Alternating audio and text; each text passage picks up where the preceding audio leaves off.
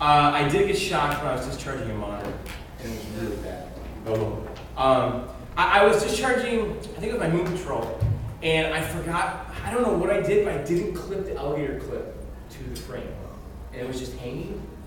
And so I went to discharge, and I didn't realize, I just overlooked it, and the alligator clip was dangling, and I go to discharge it, and I literally saw the arc from the screwdriver to my hand.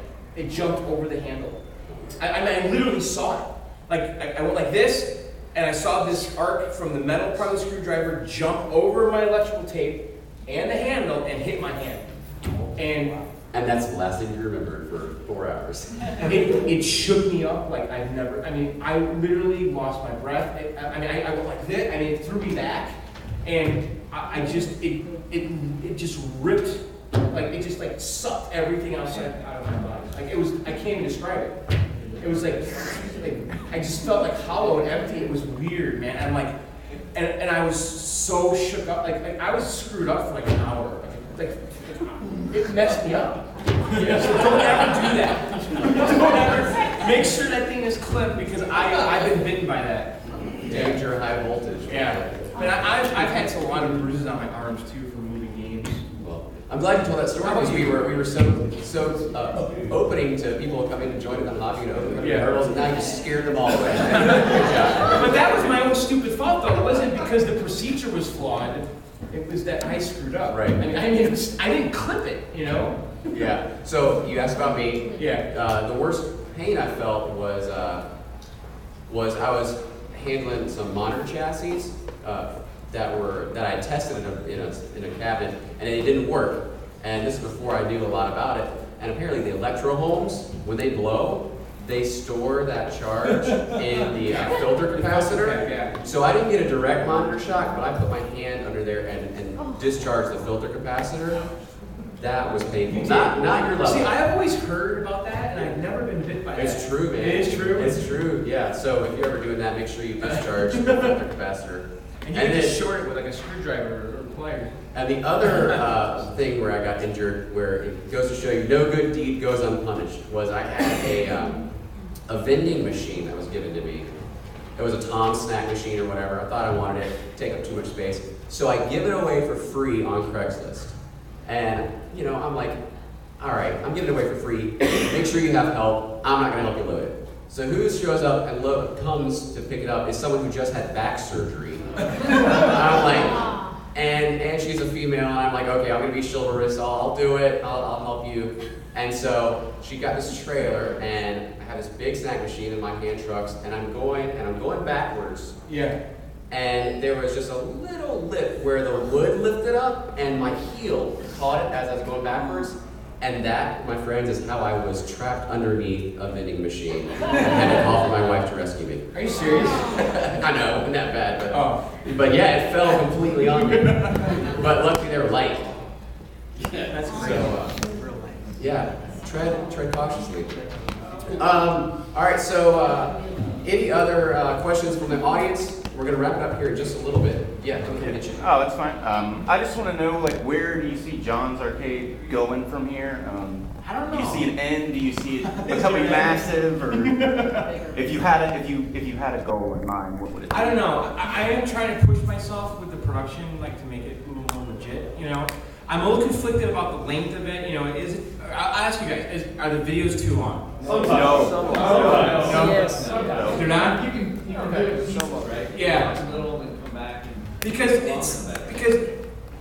when I started doing the videos like an hour and a half, I'm like, this is crazy. No one's gonna watch this, right? I'm like, this defies everything about YouTube, right? It's like 4 in the morning watching your shit. Right. But then I meet people like you guys, or people email me, or people comment, and I'm like, people really are watching every minute of it, And I had people telling me to keep it long. So I've been a little conflicted, do I want to tighten the videos up so it feels more like a TV show or not? But I do like leaving stuff in. But to answer your question, where are we going? I don't know. I am trying to step up my game with the production because it's a fun challenge to me, with the video quality. I'm wondering when I want to jump to 4K. I've been thinking about that. Would you guys? Does anyone have 4K TV? It's too soon, right? Yeah. It's too soon for that. But that would future-proof the videos though, right? For like 10 years from now. But, so I guess, I don't know where I'm going, but that's where I'm going. I mean, I want the videos to get better and better and better, and I think I'm achieving that, you know? Do you guys like the little graphic things that come in and out, like in the cutscenes? Does that add to the feel? No? Tell us what's going on with your podcast. Anything in the future for your podcast? Or just same old fun stuff? Yeah, same old fun stuff. Video Game Outsiders is Video Game Outsiders. Arcade Outsiders, we're doing a live tournament in October at Grinkers in Boise, Eagle, Idaho. So that's our next event. We just did Fun Spot, which was awesome. You guys need to get up to Fun Spot. We're doing that next year, by the way. I actually have a couple shirts here. I want to give these away. Can I? Yes, I brought 2 Brofest shirts. Does anybody want these? You guys want one? We should do a contest. No, too easy. Hang on. Let's do some John's Arcade trivia. Why don't you think of some questions real quick about your arcade, some of your games, man.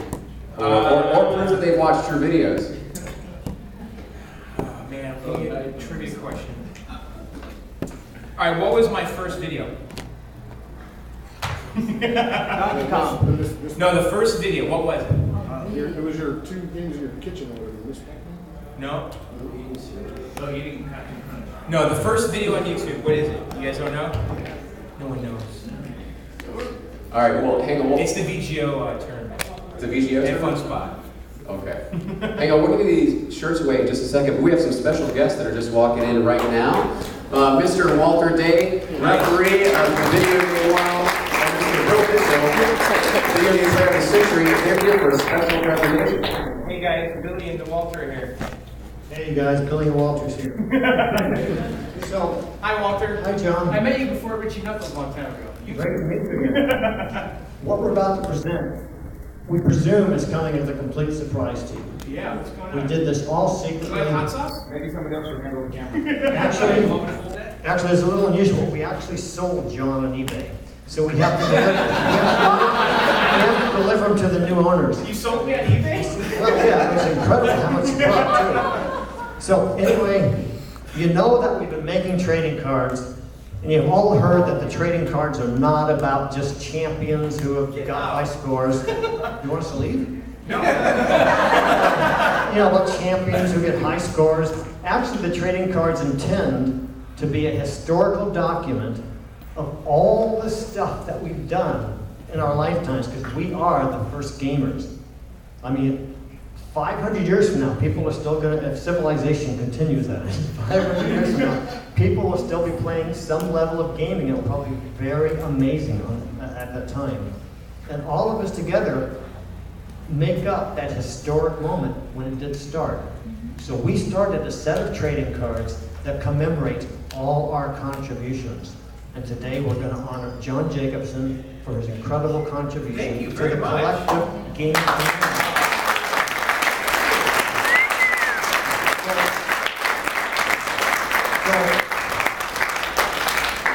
Essentially, for those of you who might be from other countries, which I think is all of you, that's a joke. Trading cards are an ancient American tradition. So we are now enrolling you in an ancient Thank American you, Walter. tradition. I have And in the old- thousands of them in my basement. And- They're and- worthless. That's right. Now, Video game trading cards. did you say your basement's worthless? No. Oh, I have so- thousands of 90s baseball cards. You want them? The 80s? So anyway, as I've said numerous times, when we present the trading card's not printed yet because we did this so fast right before the pandemic. But we have your award. We give out an award Oh, to thank you. honor you for this. And I like to think that since this is part of an ancient American tradition, I like to believe that the spirits of like Joe DiMaggio and Mickey Mantle and Babe Ruth and Lou Gehrig are here joining us as we welcome Those are you. my heroes, by the way. Mine too. You named all my baseball heroes. Yeah.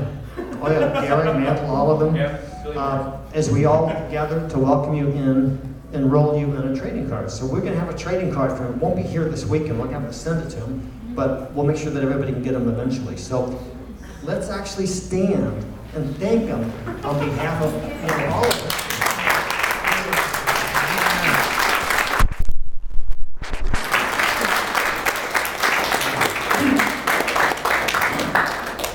Sorry, that was quite a battle over there, Pac-Man. I'm Billy Mitchell. The truth is, when we started doing the trading cards, the neatest thing is, as I always say, everywhere you go and everything you read, they say, oh, this programmer, this developer, they honor a certain group. They don't honor people that create or participate or further the culture, that promote the hobby, that push forward. Usually, it's a very unselfish person that's pushing forward. Usually it's someone who makes somewhere between little and nothing as far as money off it. How about you, Walt? But the fact of the matter is, those are the people that keep the hobby alive, push it forward, and create venues like this, where we all go back to what it is we enjoyed so much. And it's one of the things we like best, is we begin to meet people on a deeper level, people that are literally more important than the other people who are normally honored. So, your trading card is in the works. Thank you. The awarding you and recognizing you is here. And on behalf of the industry as a whole, and everybody who you have participated with and pushed forward in the industry, here it is. John Jacobsen.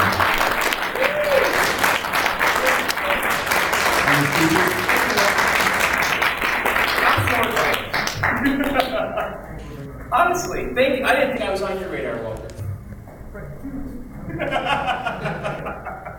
So honestly, I cannot believe this. I mean, I've been aware of the trading cards for a long time, and I've seen my peers on them. But I'm really excited to join everyone that has these cards. I mean, it is absolutely an honor. So thank you so much. I mean, it's awesome. Yes. By the way, these awards, we got very involved in the trading card industry now, and the rest of them are blown away because no one in the trading card industry also gives awards, honors the people as they receive their cards. So this is actually very special, and we're very, very excited that we've been able to do this. But what's so interesting about this is that because we are all here right now, we actually don't quite have a clear perspective on how big of a deal all of our contributions really are, how big of a deal they truly are.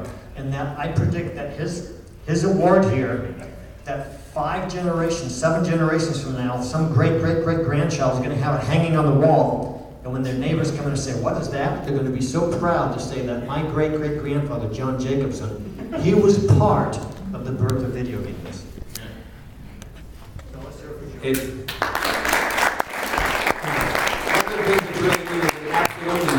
Cements his place in history. It's not just people talking, it's here, it's in writing, it's real. It's something people can hold and trade. He's actually number 2,396. That's his card number. So there's only 2,395 people more important than you. That's it. Which card are you? I'm number 1. Are you? I'm the first one.